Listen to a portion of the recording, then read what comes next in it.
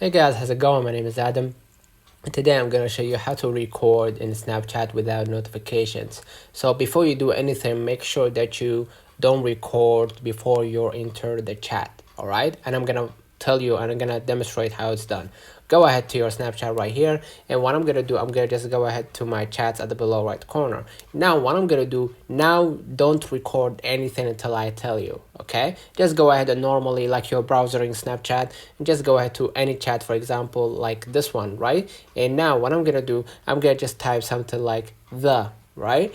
And what I'm going to do here, I'm going to just hold right here to the, and what I'm going to do, I'm going to just start clicking right here, swipe right and click look up, right? And it's going to open up a new window for you, right? And after you continue and allow authorization, you're going to see like a syllables in the dictionary of the, right? Of the word the.